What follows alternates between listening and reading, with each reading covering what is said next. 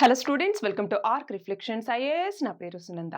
ఇవాళ మనం మాట్లాడుకోబోయే టాపిక్ ఏంటి అంటే, ఒక ఎస్సీ స్టేటస్ కలిగినటువంటి ఒక వ్యక్తి రిలీజియన్ని చేంజ్ చేసుకుంటే అప్పుడు కూడా ఆ వ్యక్తికి ఆ ఎస్సీ స్టేటస్ అన్నటువంటిది వర్తిస్తుందా? అతను ఎస్సీ ఎస్టీ అట్రాసిటీస్ యాక్ట్ కింద కేసు నమోదు చేయవచ్చా? దీని మీద ఆల్రెడీ ఏపీ హైకోర్టు అన్నటువంటిది ఒక తీర్పునివ్వటం జరిగింది. మళ్ళీ దాని మీద సుప్రీంకోర్టు కేసు అన్నటువంటిది వెళ్ళినప్పుడు సుప్రీంకోర్టు ఇందులో ఒక కీలకమైనటువంటి జడ్జిమెంట్ని పాస్ చేయటం జరిగింది. అదేంటి అంటే, ఎస్సీ స్టేటస్ కలిగినటువంటి ఒక వ్యక్తి కనుక రిలీజియన్ని చేంజ్ చేసుకుంటే అతనికి ఆ హోదా అన్నటువంటిది వర్తించదు అని చెప్పేసి. మరి దీనికి సంబంధించినటువంటి కాన్స్టిట్యూషనల్ ప్రొవిజన్స్ ఏంటి? అలాగే సుప్రీంకోర్టు ఇలా చెప్పటం వెనుక ఉన్నటువంటి ఫిలాసఫీ అన్నటువంటిది ఏంటి? దీనికి అగెనెస్ట్‌గా వచ్చినటువంటి ఆర్గ్యుమెంట్స్, క్రిటిక్స్ అన్నటువంటివి ఏంటి అన్నటువంటిది ఇవాళ మనం తెలుసుకుందాం.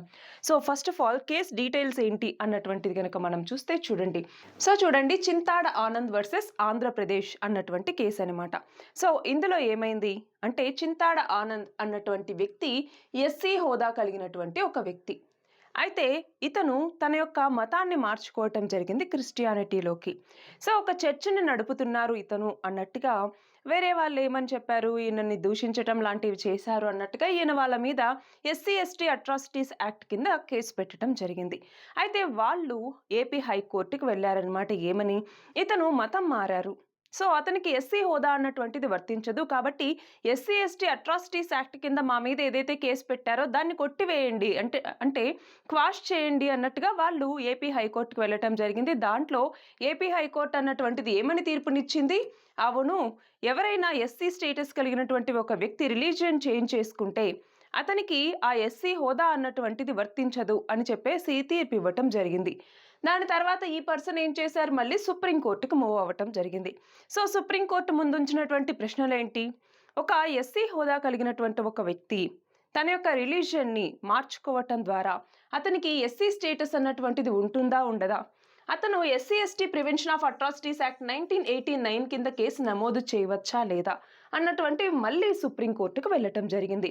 అంటే ఇక్కడ ఒక కన్వర్టెడ్ క్రిస్టియన్ పర్సన్ ఎవరైతే ఉన్నారో అతనికి ఎస్సీ స్టేటస్ ఉంటుందా, అతను దీనికి ఈ యాక్ట్ కింద కేసు పెట్టచ్చా లేదా అన్నటువంటిది క్వశ్చన్ అనమాట. సుప్రీంకోర్టు ముందుకెళ్ళింది. అయితే దీనికి సంబంధించి ఒకటి గుర్తుపెట్టుకోవాలి, అసలు ఎస్సీ స్టేటస్ అన్నటువంటిది ఎవరిస్తారు? అలాగే ఆ హోదా ఇవ్వటానికి కలిగినటువంటి ఆ పవర్ అన్నటువంటిది ఎక్కడి నుంచి వస్తుంది?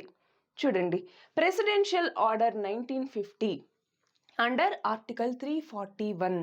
సో, ఇక్కడ గమనించాలి, ఆర్టికల్ 341 కింద ఏ ఏ క్యాస్ట్ అన్నటువంటివి షెడ్యూల్డ్ క్యాస్ట్ కిందికి వస్తాయో వాటిని ప్రెసిడెంట్ అనౌన్స్ చేయటం జరుగుతుంది. ప్రెసిడెంట్ ఆఫ్ ఇండియాకి ఆ యొక్క పవర్ అన్నటువంటిది ఉంటుందన్నమాట, ఎవరిని ఎస్సీ స్టేటస్లో ఉంచాలి ఏంటి అని చెప్పినటువంటిది.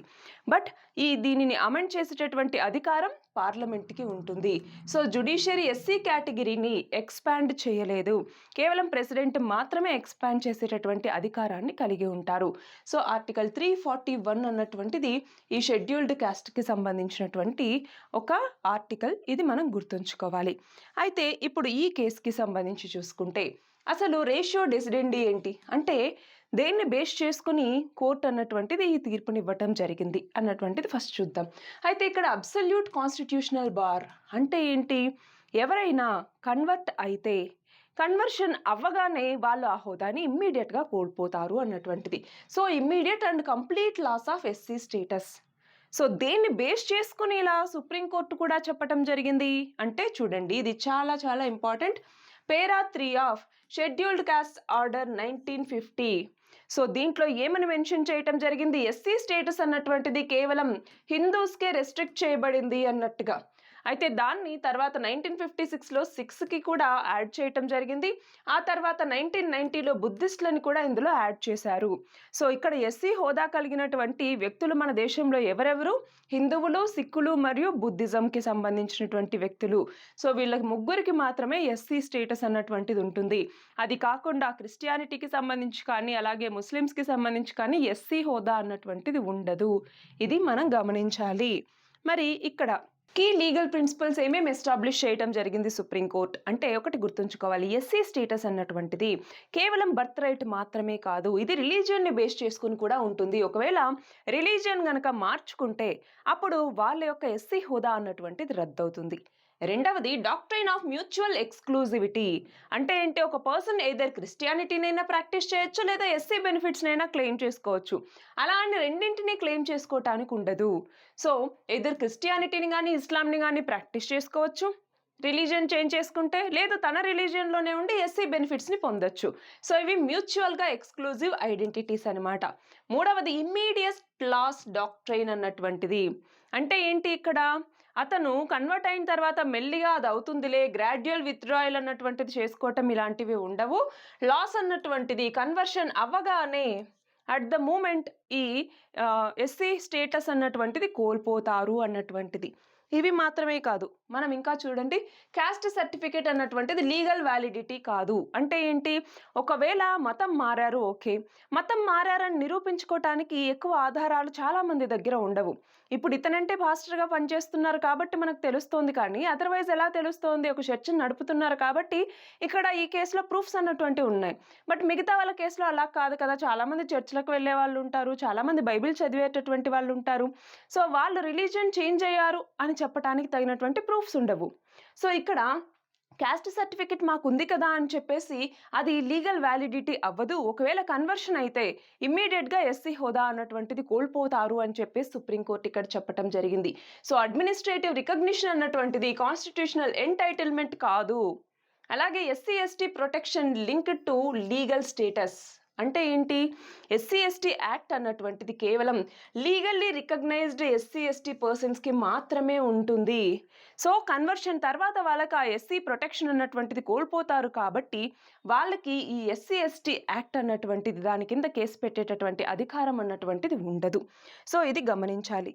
అయితే ఇక్కడ ఒకసారి చూడండి, రీకన్వర్షన్ డాక్ట్రైన్ ఇంపార్టెంట్. అంటే ఏంటి, ఒకవేళ మతం మారినటువంటి వ్యక్తి మళ్ళీ తన యొక్క మతంలోకే రీకన్వర్ట్ అయితే అప్పుడు ఎలాంటి అధికారాలు, హక్కులు అతనికి ఉంటాయి అన్నట్టుగా. సో గమనించాలి, కోర్టు రివైవల్ అన్నటువంటిది పాసిబులే, బట్ స్ట్రిక్ట్ కండిషన్స్ అప్లై అవుతాయి అన్నట్టుగా చెప్పింది. సో జెన్యూన్ రీకన్వర్షన్ అనేటటువంటిది ఉండాలి.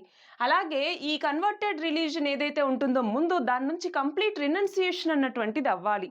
అంటే కంప్లీట్‌గా తన యొక్క ముందు ఒరిజినల్ మతంలోకే అతను కంప్లీట్‌గా మారిపోవాలి. Proof, customs, rituals, social acceptance ఇవన్నీ కూడా ఉండాలి. అలాగే ఒరిజినల్ క్యాస్ట్ కమ్యూనిటీ దగ్గర నుంచి యాక్సెప్టెన్స్ అనేటటువంటిది ఉండాలన్నమాట. సో ఇక్కడ బర్డెన్ ఆఫ్ ప్రూఫ్ అన్నటువంటిది ఆ క్లెయిమెంట్ వద్ద ఉంటుంది. క్లెయిమెంట్ అంటే ఎవరు, ఎవరైతే ఇదిగో ఇవి నా రైట్స్ కాపాడండి అన్నట్టుగా కోర్టును అప్రోచ్ అవుతారో ఆ పర్సన్ని క్లెయిమెంట్ అనేసి పిలుస్తాం. సో ఆ పర్సనే ఇవన్నీ ప్రూఫ్ చేసుకోవాల్సినటువంటి బర్డెన్ ఆ పర్సన్ మీదే ఉంటుందన్నమాట. మరి అయితే ఇప్పుడు సుప్రీంకోర్టు అన్నటువంటిది ఇలా చెప్పటానికి ఉన్నటువంటి కాన్స్టిట్యూషనల్ ఫిలాసఫీ ఏంటి అన్నటువంటిది మనం చూస్తే, ఒకటి హిస్టారికల్ లాజిక్ ఎస్సీ కేటగిరీకి సంబంధించి. సో అన్టచబిలిటీ అన్నటువంటిది, అన్టచబిలిటీ గురించి తెలిపేటటువంటి మన భారత రాజ్యాంగంలోని అధికరణ ఎన్నవదండి, ఏ ఆర్టికల్ తెలుపుతుంది అన్టచబిలిటీ గురించి, మీరు కమెంట్ సెక్షన్లో చెప్పండి. సో అన్టచబిలిటీ, క్యాస్ట్ అప్రెషన్ ఇవన్నీ కూడా హిందూలో ఉన్నటువంటి చాలామంది అప్పుడు ఈ క్యాస్ట్ ఒప్రెషన్ని వీటన్నింటినీ కూడా భరించారు కాబట్టి వాటి నుంచి బయటకు తీసుకురావటానికి వీళ్ళకి ఎస్సీ స్టేటస్ ఇవ్వటం జరిగింది, ప్రొటెక్షన్ ఇవ్వటం జరిగింది. సో ఒకవేళ రిలీజియన్ చేంజ్ అయితే సోషల్ స్ట్రక్చర్ కూడా చేంజ్ అయిపోతుంది. సో వాళ్ళకి అది వర్తించదు. రెండవది క్యాస్ట్ ఏలియన్. అంటే ఏంటి, క్రిస్టియానిటీలోకి వచ్చేసరికి క్యాస్ట్ అన్నటువంటిది లేదు.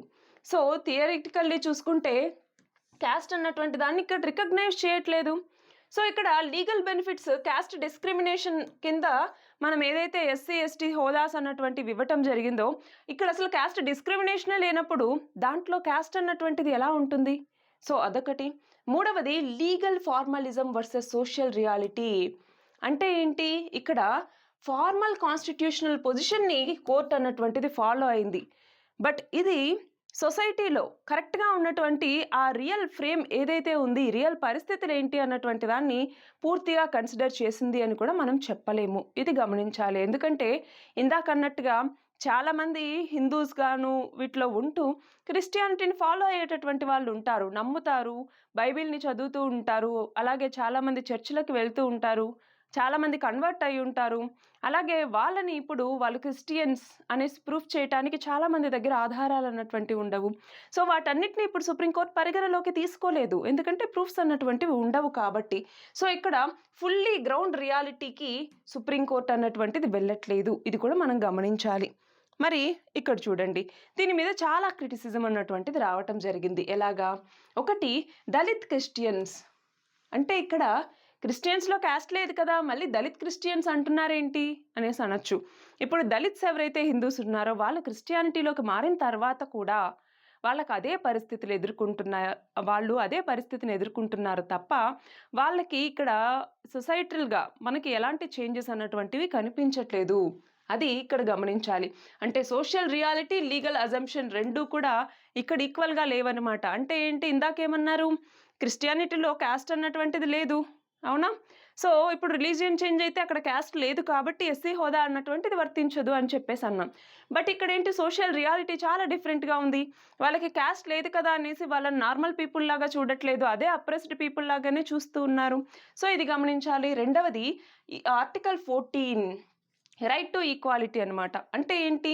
ఇప్పుడు హిందూస్‌లో ఎస్సీ ఎలా అయితే ఉన్నారో, అలాగే క్రిస్టియానిటీలోకి మారిన తర్వాత కూడా ఎస్సీస్ హోదా అన్నటువంటిది అలానే నడుస్తోంది. వాళ్ళ యొక్క సోషల్ స్టేటస్ అన్నటువంటిది ఏం చేంజ్ అవ్వలేదు. మరి వాళ్ళ యొక్క పర్స్పెక్టివ్ చేంజ్ అవ్వలేదు. అప్పుడు ఆర్బిట్రరీగా ఇలా వాళ్ళని రిలీజియన్‌లోకి చేంజ్ అయ్యారు అన్నట్టుగా ఎక్స్‌క్లూడ్ చేయటం ఎంతవరకు కరెక్ట్ అన్నటువంటిది. సో, ఇక్కడ ఆర్టికల్ 14 కింద రైట్ టు ఈక్వాలిటీ అన్నటువంటిది ఉంటుంది కదా! ఈక్వల్‌గా వాళ్ళని ట్రీట్ చేయాలి కదా అన్నటువంటిది. మూడవది conflict with freedom of religion article 25. అంటే ఏంటి ఇక్కడ? కన్వర్షన్ అయితే వాళ్ళ యొక్క రిజర్వేషన్‌ని కోల్పోతున్నారు. వాళ్ళ యొక్క హక్కుల్ని కోల్పోతున్నారు. ఎస్సీ, ఎస్టీ అట్రాసిటీస్ యాక్ట్ కింద కేసు పెట్టేటటువంటి ఆ యొక్క తమ హక్కుని కోల్పోతూ ఉన్నారు. బట్ ఇక్కడ మనకి రిలీజియస్ ఫ్రీడమ్ అంటే రిలీజియన్‌ని ఫాలో అవ్వటం ఏదైతే ఉంటుందో ఫ్రీడమ్ ఆఫ్ రిలీజియన్ అన్నటువంటి దాన్ని ఇక్కడ కోల్పోతున్నారు కదా! కాన్స్టిట్యూషన్ ఫ్రీడమ్ ఆఫ్ రిలీజియన్ ఇచ్చింది. మరి ఈ కేసులో అది ఎక్కడ కనపడుతోంది అన్నటువంటిది.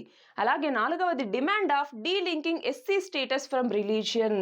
సో, మనం గమనిస్తే ఇది ఇంపార్టెంట్. రంగనాథ్ మిశ్రా కమిషన్ అన్నటువంటిది. రంగనాథ్ మిశ్రా కమిషన్ అన్నటువంటిది ఏం చెప్పింది? ఇదిగో మీ రిలీజియన్‌ని బేస్ చేసుకొని ఎస్సీ స్టేటస్ ఇవ్వడం అన్నటువంటిది మానుకోండి. అలా కాకుండా ప్రతి రిలీజియన్‌లో కూడా సోషల్‌గా అప్రెషన్‌కి గురైనటువంటి చాలా మంది పీపుల్ ఉంటారు. వాళ్ళకి ఎస్సీ హోదా అన్నటువంటిది ఇవ్వండి. అంటే ఇక్కడ 2 అన్నమాట. ఏంటి? ఒకటి ఎడ్యుకేషనల్‌గా, రెండవదొచ్చేసరికి మనకి సోషల్‌గా. ఎవరైతే బ్యాక్వర్డ్ పీపుల్ ఉంటారో వాళ్ళని ఈ ఎస్సీ హోదాలోకి మార్చండి తప్ప రిలీజియన్‌ని బేస్ చేసుకొని కాదు అని చెప్పేసి ఈ రంగనాథ్ మిశ్రా కమిషన్ అన్నటువంటి తీర్పిచ్చింది. సో, ఇక్కడ మనకి సుప్రీంకోర్టు తీర్పు అన్నటువంటిది ఎలా ఉన్నా మనకు అరైజ్ అయ్యేటటువంటి క్వెషన్స్ అన్నటువంటివి చాలా ఉంటాయి. సో, వాటన్నిటిని సాల్వ్ చేయటం అన్నటువంటిది ఇప్పుడు సుప్రీంకోర్టు చేతిలో లేదు. సో, క్వెషన్స్ అన్నటువంటివి సుప్రీంకోర్టు ముందుకు అరైజ్ అయినప్పుడు వాటికి సమాధానాలు అన్నటువంటివి ఇస్తూ వస్తుంది. బట్ ఇక్కడ గ్రౌండ్ రియాలిటీ అన్నటువంటిది వేరు అన్నటువంటిది మాత్రం మనం గమనించాల్సి ఉంది. సో, ఇది ఇవాల్టి మన article. All the very best and thank you very much.